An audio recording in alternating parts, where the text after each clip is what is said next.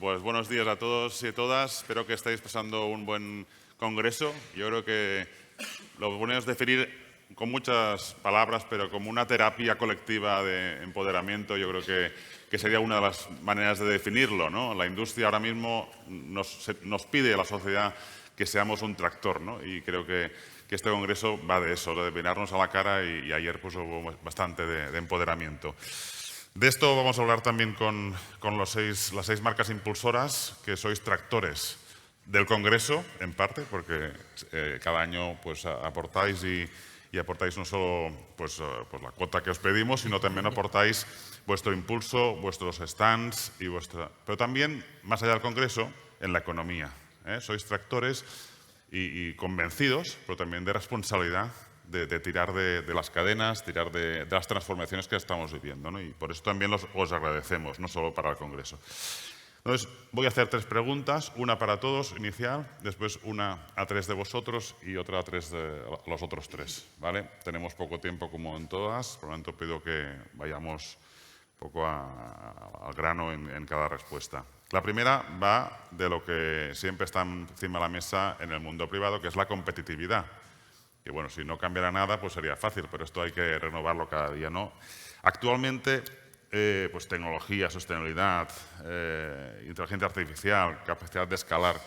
Para vosotros, ¿cuáles son las claves de esta productividad, de esta capacidad de ganar escala? No sé quién quiere empezar, por aquí. Bueno, pues voy a hablar desde la perspectiva del sector industrial. ¿No se oye? No, creo que no. Parece que no funciona. Sí. Habla. A ver. Hola. ¿Podemos probar otro? A ver. Sí. Mientras te ponen. Sí, no funciona. ¿Podéis cambiarle mientras habla Sí, yo creo que Siemens? si a mí me oís. Gracias, Jordi, gracias a todos. Yo creo que la primera pregunta que nos tenemos que poner es ¿qué industria queremos? Que si queremos una industria moderna, flexible, con capacidad de adaptarse, de customizar, la única opción es que podamos utilizar cada vez más la capa digital, la digitalización, para modernizar nuestra industria, para hacerla cada vez más competitiva.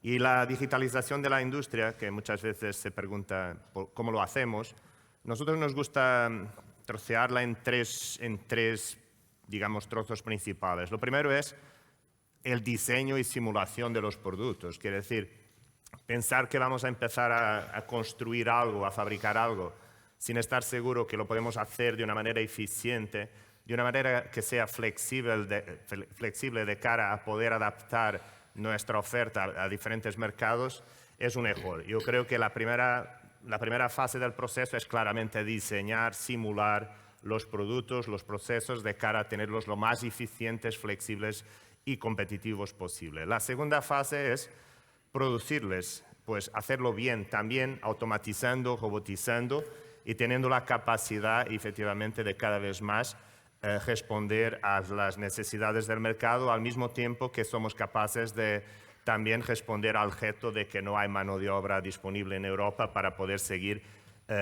con una fabricación intensiva en mano de obra.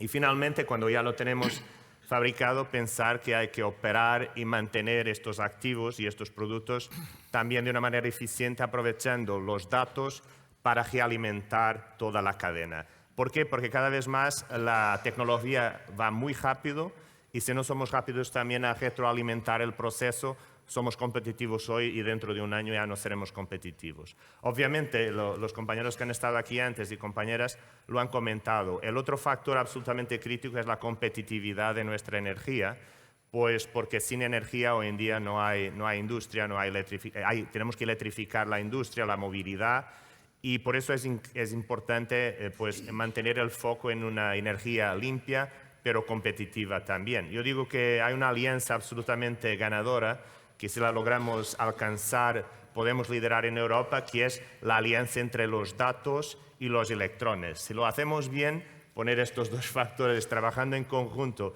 y nos permitirá tener una industria muy eficiente, muy competitiva. Y algunos ejemplos, porque al final... Ya tenemos, es que tenemos que hablar.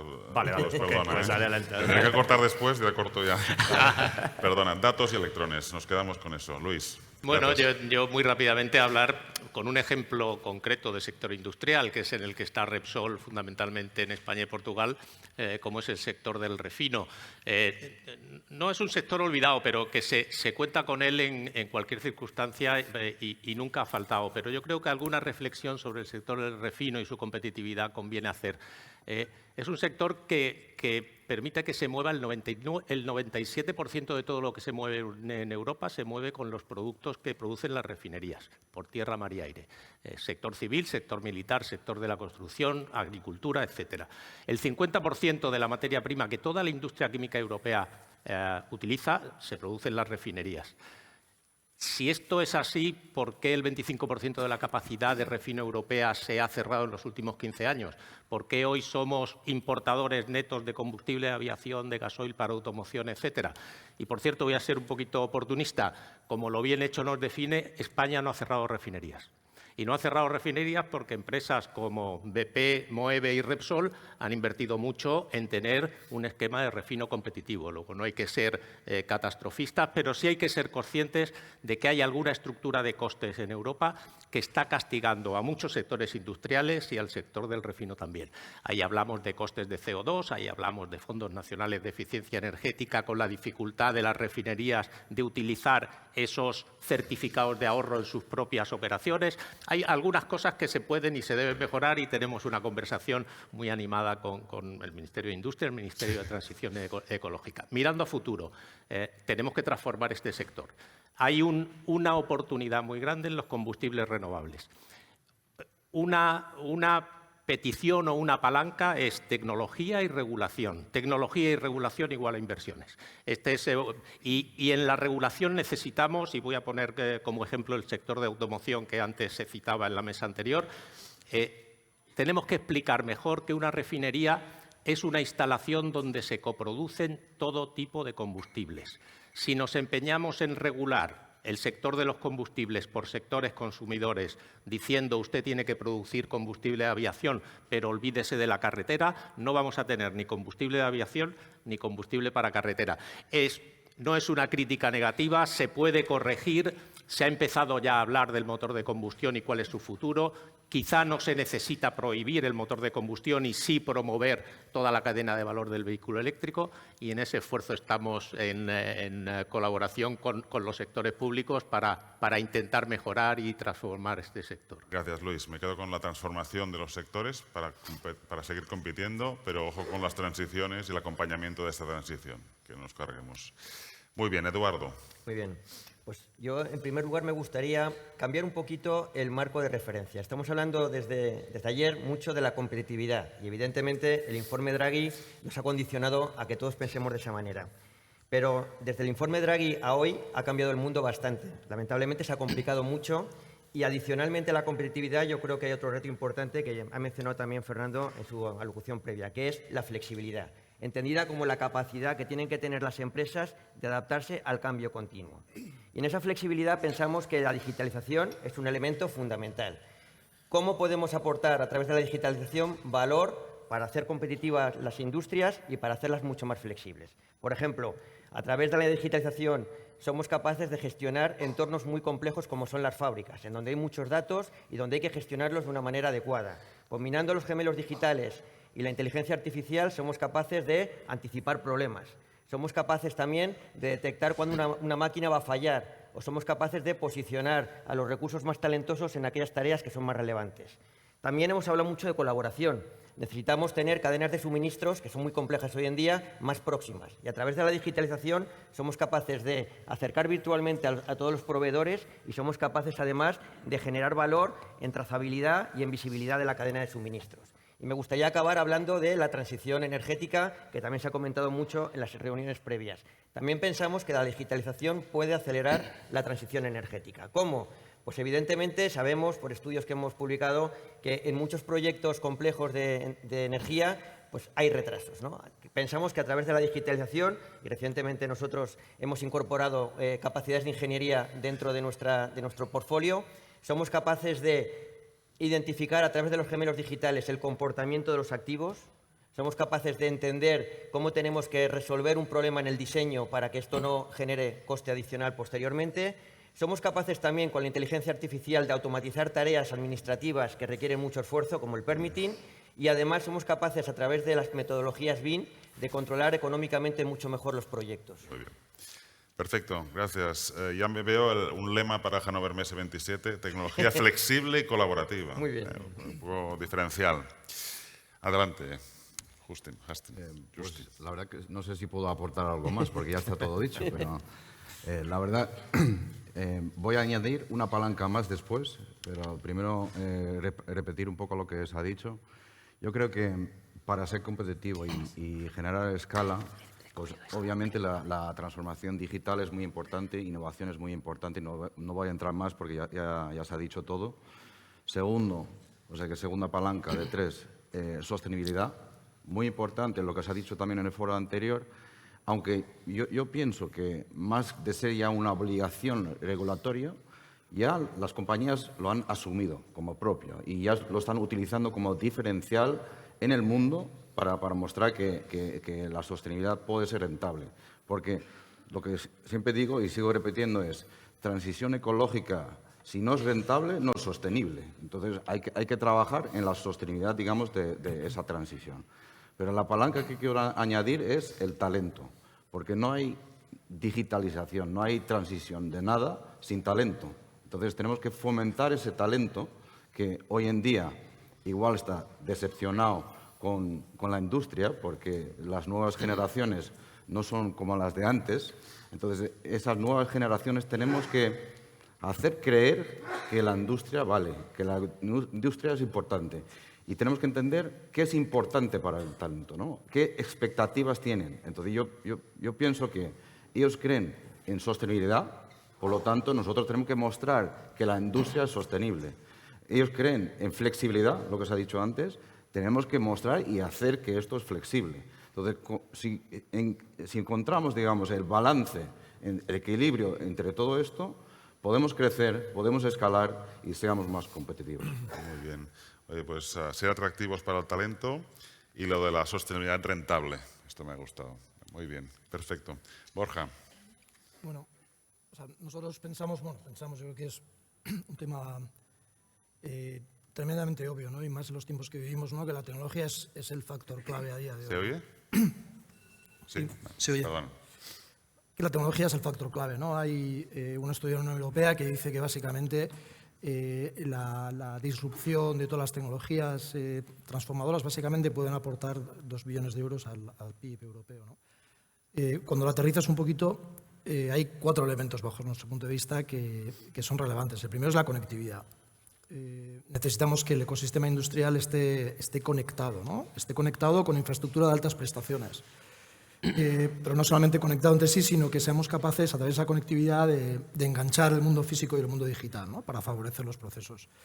El Banco Mundial publicó un estudio hace poco, recientemente, que decía que un incremento de 10 puntos en la penetración de las comunicaciones tiene un impacto directo de 2 puntos en el PIB, que cuando lo llevas al escenario español, que es sobre más o menos 1,6 billones de euros, pero tiene un efecto directo de incremento de 32.000 millones de euros, simplemente por incremento de conectividad. El segundo elemento que vemos que es fundamental es cómo gestionamos los datos y la IA, ¿no? Al final es el gran elemento para generar eficiencia en el entorno industrial, o sea, es el gran elemento, ¿no? Pero no solamente es cómo gestionamos la incorporación de la IA en nuestros procesos, sino cómo repensamos absolutamente todos los procesos, ¿no? Hay una oportunidad para trabajar de una forma diferente, mucho más eficiente. Hay un tercer elemento que es fundamental también, que es la seguridad. Es toda la aproximación que hacemos a la ciberseguridad, o sea, la necesidad que tenemos de proteger toda nuestra infraestructura. Hay un estudio también, creo que del año pasado, del año 25, que decía que más o menos como el 76% de los actores del sector industrial han sido atacados en un año, han sufrido ciberataques, ¿no? Y el último elemento, que no sé si es el más importante, pero que creo que cambia un poco la forma de hacer las cosas, es la necesidad de generar un ecosistema. Vivimos en un mundo abierto en el que necesitamos colaborar, ¿no? Necesitamos complementar las capacidades que tiene cada compañía, ¿no? En este sentido, nosotros vemos colaboración en dos vías, ¿no? Establecer alianzas con empresas. Aquí yo creo que prácticamente nosotros trabajamos con todos, tenemos un acuerdo estupendo con Siemens, en que conectamos nuestra capacidad de 5G, la capacidad que tenemos de IoT, con toda su aproximación a la plataforma industrial 4.0, que está funcionando muy bien. Y luego el componente de la colaboración público-privada, ¿no? que es un elemento esencial también para poder dinamizar el sector, ¿no? Yo creo que estos son un poco los elementos esenciales. Por lo tanto, digitalización con un modelo propio, español, europeo, de seguridad, que nos diferencia y nos hace esta autonomía estratégica, nos proporciona. También incorporaría, si acaso para la segunda pregunta, el tema de la integración del sector a nivel europeo, que es un tema que está encima de la mesa y que puede darnos competitividad o no, y en esto saber tu opinión. Rafael, adelante. Jordi, en mi caso, las palancas, no sé si se oye. ¿Se oye? Sí. Las palancas.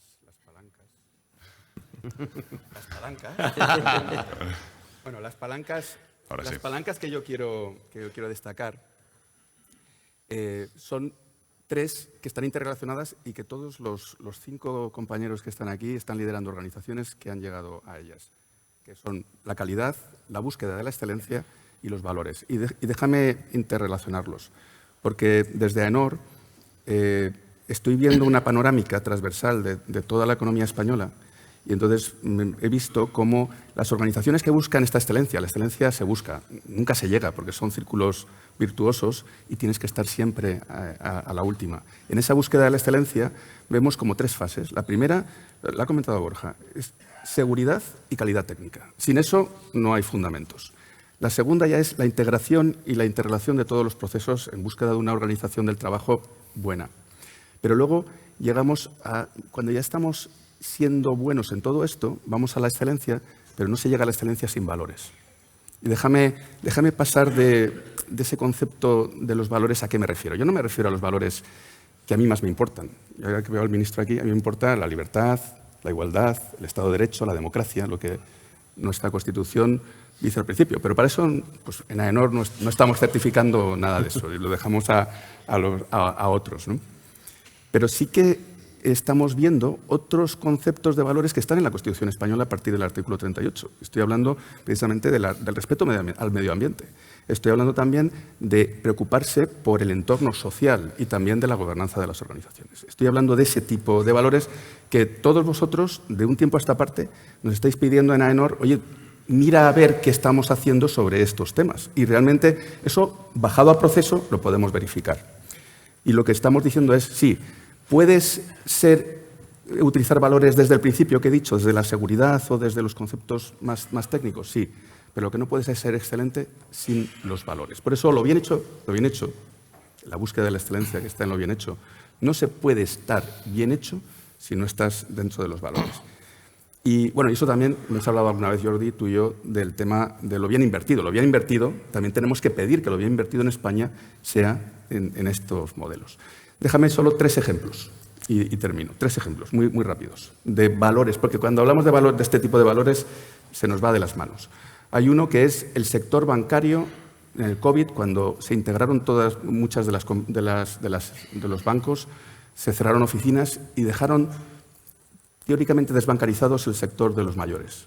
Entonces, uno de los conceptos es que hubo organizaciones, bancos, que empezaron a pensar, oye, ¿cómo puedo hacer para cambiar mis procesos para darle a este segmento? Y nosotros lo estamos certificando, certificamos el compromiso con las personas mayores de bancos que están ampliando su caja o creando servicios de llevar el dinero a casa a las personas que están enfermas. O con Ilunion. Ilunion es una organización que tiene el 40% de las personas con discapacidad. Y como tiene tanta experiencia, ha creado modelos de discapacidad tanto física como de acceso tecnológico. Y con ellos hemos definido algo que estamos luego certificando a otros, que es accesibilidad 360. Y el último, Repsol, por ejemplo, que está aquí. Lo que está haciendo es generar reutilización de materiales de construcción para poder construir los asfaltos. Y también declaraciones sanitarias de producto. Es decir, cuando habla de valores, no están aquí, están en los procesos de estas organizaciones que estamos. Muy bien, esto hace tiempo que te lo oigo, pero sería otro lema candidato a Hannover Messe 27, excelencia por valores. Yo creo que tenemos que pedirte el copyright.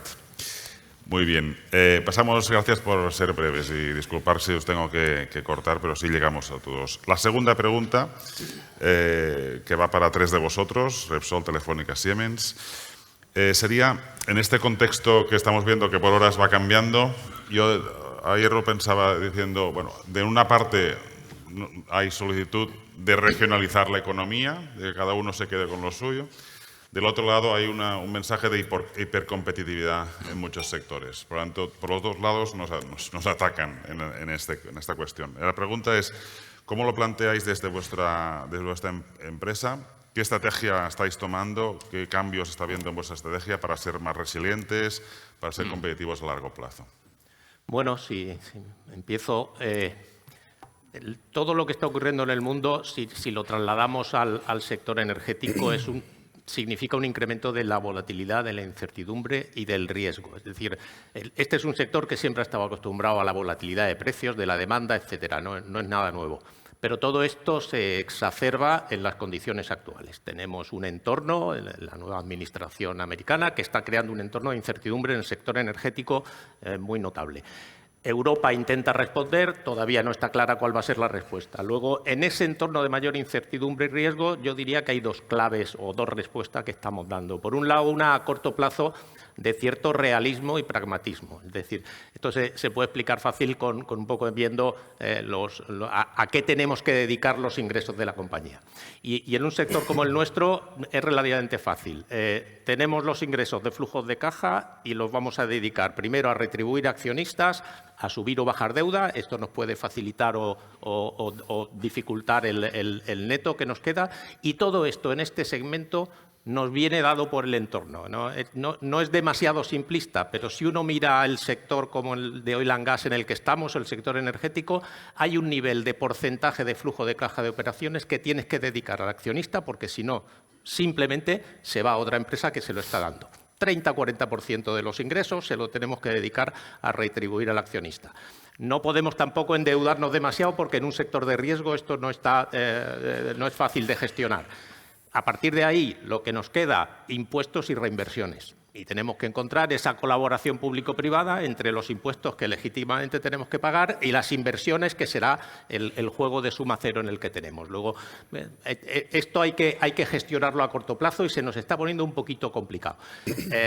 En la parte más positiva y de largo plazo tenemos que tener las luces largas. Es decir, nada de lo que está ocurriendo ahora, o no todo lo que está ocurriendo ahora, va a ser estructural. No tenemos que dar por hecho que determinadas turbulencias que hay ahora van a ser para siempre. Por lo tanto, diferenciar con luces largas entre lo coyuntural y lo estructural y ahí tomar decisiones de inversión, y a partir de ahí pues Repsol tiene su estrategia en la cual pues los hidrocarburos van a ser necesarios durante muchos años, pero no hacemos de esto nuestro vector de crecimiento, porque probablemente los hidrocarburos con el tiempo empezarán a declinar. Y a partir de ahí transformamos nuestras refinerías, para lo cual pedimos colaboración para los combustibles renovables. Nos metemos en generación eléctrica renovable, año 18, 0 gigavatios, este año 5 y a final de la década 10 gigavatios o más de generación eléctrica, y a nuestros clientes, fundamentalmente en España y Portugal, pues le ofrecemos todo el esquema multienergía. En esa combinación de luces largas con cierto realismo energético a corto. Muy bien, una estrategia muy clara y que puede servir de inspiración para mucha mediana y pequeña empresa que no tiene un equipo tan grande de estrategia. Adelante, Siemens. Sí, gracias.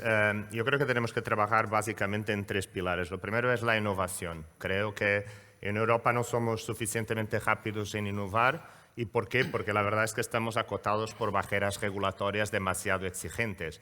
Hablamos del AI Act, del Data Act, del Cyber Resilience Act, y pensamos que lo estamos haciendo para el negocio business to consumer, pero deberíamos pensar en estas regulaciones para el negocio entre empresas, promoviendo la colaboración y compartir datos, y con los datos compartidos acelerar la innovación. El otro pilar y la otra palanca para la innovación es el talento. Y siempre hablamos de retener talento. A mí no me gusta la palabra retener, porque parece que obligamos a la gente a quedarse en España. No, yo creo que tenemos efectivamente que crear condiciones para que nuestros jóvenes quieran quedarse en España, pero igualmente atraer gente de otros países. Nosotros en Siemens, en Iberia, somos más o menos 9.000 personas y tenemos alrededor de 15% de nuestra plantilla de gente de otros países. Tenemos más de 1.000 personas de 67 nacionalidades trabajando. ¿Por qué? Porque somos atractivos, porque desde España somos capaces de darles oportunidades globales, de liderar equipos globales. Un ejemplo, Bunt Planet, una compañía de San Sebastián del sector del agua que utiliza la inteligencia artificial para reducir las fugas y mejorar la calidad del agua. Tenemos un centro de competencia que estamos ahora desarrollando desde San Sebastián. Y podría hablar de otros ejemplos con Accenture, en Avantia, con Telefónica, impulsando el 5G y la colaboración, que es exactamente el otro pilar: innovación, talento y colaboración.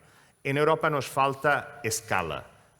Hablamos mucho de consolidación, pero no nos consolidamos como empresas. Entonces, si no queremos consolidar empresas, vamos a consolidar a través de la colaboración, complementar las capacidades de nuestras empresas con otras que nos puedan permitir acceder a la tecnología y a las capacidades que necesitamos. Por eso la colaboración la promovemos con Siemens Accelerator, nuestra plataforma colaborativa, y más que colaboración es buscar casos de uso concretos que podamos impulsar, porque proyectos pilotos no tienen sentido si no se pueden escalar. Por eso, de nuevo, innovar, atraer y retener talento y trabajar en ecosistema colaborativo son para nosotros las tres palancas principales. Muy bien. Ganar escala vía colaboración e innovación. Muy bien. Telefónica. Bueno, si me permites, retomo un poco el planteamiento que hacías al final, porque es un punto interesante, ¿no? Y muy rápidamente, ¿no? Y por estructurar un poco la respuesta en dos partes, ¿no? Lo primero, o sea, sí es verdad, ¿no? Cuando hablamos específicamente del sector de telco, ¿no? que hay un punto muy importante que tiene relación directa con la capacidad competitiva, que está vinculado a la regulación. O sea, hay una realidad en Europa, ¿no? y que cuando comparas con la evolución de los mercados en el mundo, pues se toca, ¿no? En los últimos 10 años se ha destruido valor por un 16% en el mercado de telco en Europa, ¿no? Mientras que en el mercado de Estados Unidos, el mercado asiático, han crecido a ritmos por encima del 15%. Desde el punto de vista del número de players, mientras que en Estados Unidos hay 3 grandes operadoras, en China hay 3 grandes operadoras, en Japón igual, en Europa hay más de 40 y un montón de operadores pequeños, ¿no? Es un escenario competitivo en el que la regulación está muy orientada a cliente final, ¿no? Y sí es verdad que eso penaliza la capacidad de generar margen, y si penalizas la capacidad de generar margen, penalizas la capacidad de inversión. Y todos sabemos que al final la capacidad de inversión está totalmente vinculada a la capacidad competitiva de un país. Necesitamos grandes empresas que inviertan en tecnologías clave para que de forma conjunta impulsen un país, ¿no? Entonces, ahí hay una reflexión, y nosotros lo planteamos de forma abierta, que hay que replantearse un poco el escenario competitivo. Eso por un lado. Luego, específicamente, la parte de resiliencia. El mundo está extremadamente, digamos, no sé si frágil es la palabra, voluble. Tenemos una afectación tremenda por la situación geopolítica, impacto en todas las cadenas de suministro, una evolución terrible de todo el mundo de los ciberataques. Vivimos hace poco el cero energético en España y se demostró que sin energía y sin comunicaciones se paraliza la economía, y eso es una realidad, ¿no? Creo que el impacto, no sé, esto por ahí, no sé, más de 22.000 millones de euros solamente el impacto relacionado con el cero energético. ¿Nosotros qué estamos haciendo? Nosotros estamos trabajando en 2 vías para poder adaptarnos a esta situación, porque esto es un tema de adaptación, porque no parece que esto vaya a parar, sino probablemente va a ir a peor, ¿no? Por un lado, desde el punto de vista de nuestras infraestructuras, nuestras redes, lo que estamos trabajando mucho es en reforzarlas, ¿no? Y básicamente en 2 líneas de trabajo. Estamos trabajando mucho en redundar las capacidades, por un lado, y por otro lado, en duplicar y triplicar todas las áreas de nuestra infraestructura que son claves para prestar servicios críticos, ¿vale? Y luego, por otro lado, estamos trabajando muchísimo en que toda nuestra infraestructura tenga mucho más autonomía en el caso de que pasara una situación como la que ha pasado, bueno, o lo que estamos viviendo ayer y hoy en el sur por el frente que estamos teniendo, ¿no? Eso por un lado. Y luego, desde el punto de vista de clientes, estamos cada vez más trabajando con nuestros clientes en un enfoque de oferta que que les permite trabajar en un escenario, digamos, adverso, ¿no? O sea, estamos potenciando mucho oferta relacionada con resiliencia, ¿no? Básicamente potenciando la capacidad de comunicarse, la capacidad de acceder a los datos, las capacidades de ciberseguridad y las capacidades de monitorizar qué es lo que está pasando, ¿no? Estamos trabajando también cada vez más en ver cómo las nuevas tecnologías, específicamente la cuántica, afecta al componente de seguridad, ¿no? Tratando de generar productos que estén protegidos ante ataques cuánticos, que al final la cuántica tiene muchas cosas buenas, pero en malas manos, por decirlo de alguna forma, puede generar muchísimos riesgos, porque la capacidad de computación y eso llevado a la desencriptación, pues es una bomba relojería para poder acceder a información que en una circunstancia normal se tarda año y medio, pues con un computador cuántico tardas 3 días. Entonces, bueno, pues estamos un poco analizando todo esto y sobre todo tratando de adaptarnos a una nueva realidad que es la que es y que parece que va a ir a más, ¿no? Muy bien. Bueno, pues tenemos un gran reto con la integración público-privado, pero que parece que de 3 en Estados Unidos y 40 en Europa, pues algo hay que trabajar.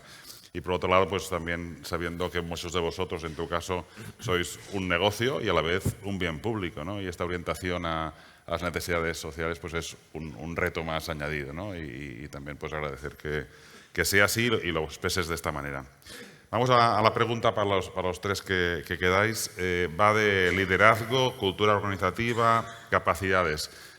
Bueno, en los planes, antes hablaba del Plan Auto 2030 y otros que estamos trabajando. Van viniendo estos factores de competitividad y uno es el talento, y se habla de absentismo, se habla de falta de talento, falta de personas, o sea que realmente es un bien escaso, que además las nuevas generaciones pues tienen otra manera de ser y buscan, aparte de la seguridad y el sueldo, buscan otras cosas, ¿no? Os pregunto, ¿cómo estáis planteando esta atracción o retención de talento y qué tipo de liderazgo, qué tipo de cultura empresarial estáis desarrollando? Bueno, hemos hablado mucho de tecnología, pero evidentemente sin personas no hay transformación. Eso es la base de todo esto, ¿no? Entonces, nosotros como empresa de consultoría que somos, hemos hecho estudios para intentar entender cómo se comporta el mercado, ¿no? Y hemos hecho un análisis tratando de analizar las empresas europeas industriales más relevantes, y todas quieren acometer cambios transformacionales de tecnología en los próximos 6-12 meses.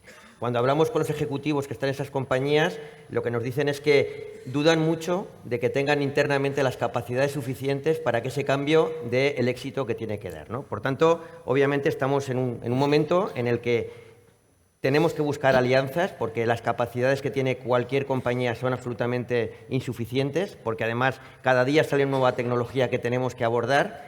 Tenemos que tener un liderazgo interno que sea colaborativo, que sea capaz de generar esas alianzas, que sea capaz también de entender en dónde hay déficits para generar planes de formación internos con las gentes, y tenemos que estar abiertos a entender cómo la sociedad va cambiando. O sea, nosotros estamos viendo que cada vez más en las comunicaciones que hay que realizar para las transformaciones internas necesitamos incorporar pues, nuevas maneras de acercarnos a los empleados, ¿no? Pues, por ejemplo, con los influencers o con las redes sociales. Eso genera mucho impacto y hace que en el carro se suban también las nuevas generaciones. Dicho lo cual, aquellas compañías que incorporan dentro de su cultura el cambio como elemento de dinamización, el cambio continuo como elemento de dinamización, consiguen retornos financieros de hasta 5 o 6 puntos superiores en términos de cuenta de resultados, consiguen mejores retenciones también de talento y mayor nivel de satisfacción. Entonces, con todo eso, ¿cuál es el talento que se va a necesitar a futuro, ¿no? Entendemos que, simplemente otro dato muy normal, ¿no? muy real, desde el COVID se han incorporado en el mercado laboral europeo 10 millones de profesionales, de los cuales 3,5 millones son digitales, son nativos digitales. Por tanto, las competencias ligadas a la ciberseguridad, a la inteligencia artificial, a las comunicaciones, obviamente son muy demandadas. Pero nosotros queremos que haya algo más. Necesitamos que, además, en un entorno industrial, esa tecnología esté aplicada al conocimiento muy profundo del proceso y del dato que lo puedan juzgar. Y aquí necesitamos mucha colaboración, aparte de con todos los agentes industriales, con las universidades. Ayer estuvo con nosotros el rector de la Universidad de Navarra y hizo un llamamiento, ¿no? Evidentemente a integrar mucho más a la universidad en los planes de capacitación del futuro de las empresas. Y segundo, a crear planes duales en donde desde etapas muy tempranas de la formación el estudiante se incorpora a la empresa e incluso invitó a que muchas de nosotras, nuestras empresas tecnológicas, hagamos campus en las propias universidades para generar viveros de tecnología. Y yo creo que esas son las prácticas que tenemos que impulsar para acabar con el déficit de talento que, en general, pues también en estos 2 días ha salido en muchas reuniones. Muy bien. Viveros de tecnología en universidades y cambio continuo como atractivo. Son dos perlas que nos has dejado. Perfecto, gracias. Pues, Justin. no puedo estar más de acuerdo. Yo creo que para entender qué tipo de liderazgo tenemos que saber dónde estamos ahora. Si vemos un poco la sociedad y la sociedad industrial, dentro de 4 años se van a jubilar todos los baby boomers. Entonces significa que va a haber una rotación muy grande de gente y ayer teníamos una mesa de talento y estaba la Real Academia de Ingeniería y lo estamos debatiendo un poco y en el 2030 el 33% de la fuerza laboral es generación Z.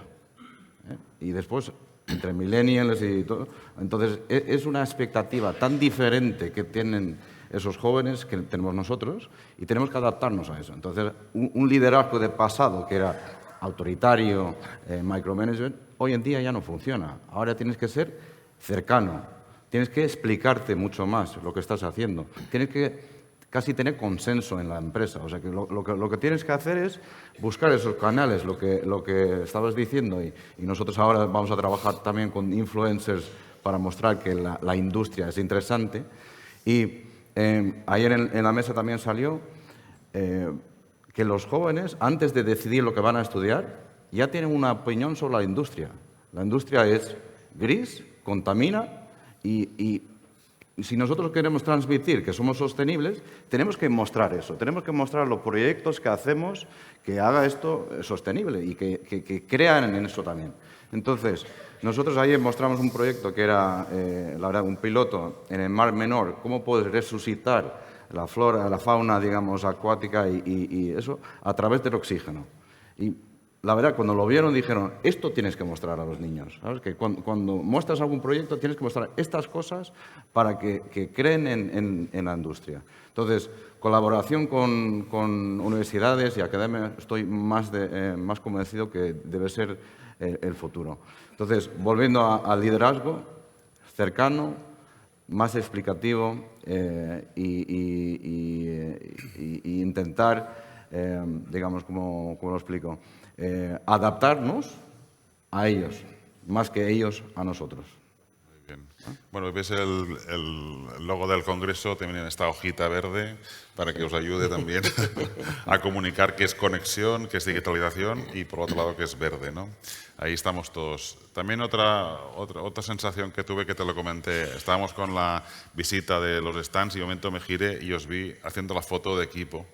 Y ahí se ve, pues, en estas empresas que si hay una cultura, un liderazgo inclusivo o no. Y estabais ahí todos animados, riendo, pues abrazando. Esto un poco es lo que se consigue, ¿no? Ahí la retención, digamos como queramos, pues es más fácil si hay este liderazgo. Por lo tanto, bueno, me quedo con esta idea. Última aportación, Rafael.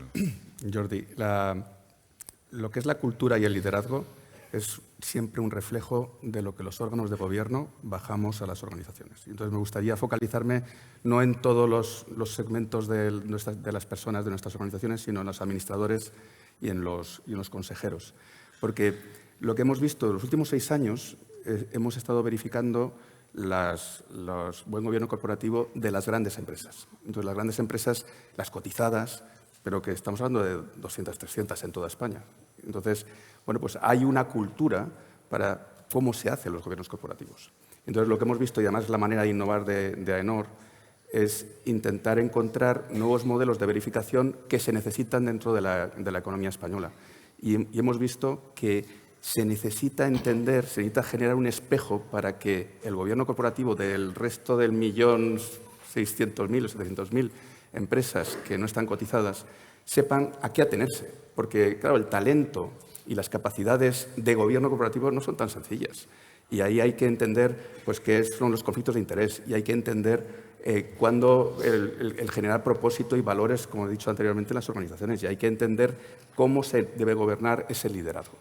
Y eso lo que hemos utilizado hay una ISO, que es la ISO 37000, que nos permite bajar a tierra eso para poder generar verificaciones en este tipo de organizaciones, que les sirve para los momentos de la verdad, en el momento en el que están captando fondos, en el momento en el que están haciendo una transición de un entorno familiar de una generación a otra generación, en el momento donde se intenta profesionalizar la gestión y lograr modelos de cumplimiento, o incluso en el momento de probar que estás haciendo las cosas bien ante los tribunales, que también eso es un elemento importante. Por eso, bueno, pues lo que estoy aquí diciendo es no se pueden hacer bien las cosas sin un buen gobierno corporativo de las organizaciones. Muy bien. Esto me resuena, que yo creo que estamos de acuerdo con este tema del talento y de la cultura, que en esta guía de inversiones bien hechas en España, que comentaba tanto como una medida del Plan Auto 2030, como comentabas tú ahora hace un momento, incorpora no solo que cuando una inversión extranjera quiere integrarse dentro de nuestro tejido, le pedimos que juegue con la cadena de valor, que transfiera tecnología, que emplee gente local, que forme, sino también estándares. Le pedimos estándares. Y no solo sociales, laborales, ambientales, sino también de gobernanza. Y va de esto. O sea, nosotros hacemos pues el trabajo con las personas y la gobernanza de nuestras empresas de una manera que podríamos decir que estamos alineados, los 6 que estáis ahí, ¿no? Pues el que venga sabe que aquí hacemos así las cosas, que le decimos, para decirlo rápido, bien hecho, ¿no? Por lo tanto, también es una cosa que tenemos que defender, son valores que las empresas pues tienen esta responsabilidad porque es quien marca un poco el estándar de una inversión conjunta con un tercero. Nos queda 1 minuto 26. Ahora, así de concreto, que tenemos aquí el reloj. Vamos a hacer la última ronda, pero la ronda será, os pido una palabra que para vosotros defina este bien hecho. O sea, ¿qué adjetivo, qué palabra asociáis al bien hecho en vuestro caso? ¿Vale? Y así de rápido para que podamos... Bueno, venga, 3 palabras. Tecnología y regulación igual a inversión. Tecnología, inversión, igual. Tecnología... Y más regulación, igual a inversión. Yo aprovecho esta línea y diría digitalización, y siempre en Siemens hemos pensado que innovación sin aplicación es alucinación. Por eso hay que aplicar la innovación. Está siendo una mesa llena de lemas, ahí apuntando, porque tenemos lista para 9 meses. A ver. Innovación con retorno. Innovación con retorno. Muy bien. Lo que he dicho antes, transición ecológica, si no es rentable, no es sostenible. Transición ecológica rentable. Muy bien. Borja. Por complementar, quizás ecosistema, ¿no? Ecosistema. Muy bien. Yo también voy por un pacto social entre el desarrollo sostenible y la competitividad. Muy bien. Oye, creo que llevamos bastantes notas, yo he tomado muchas. Gracias a las marcas. Realmente, de verdad, que os agradecemos no solo el apoyo al Congreso, sino también a la economía y este momento crítico que tenemos como industria y como economía que está transformándose como el resto del mundo. Gracias y hasta el año que viene.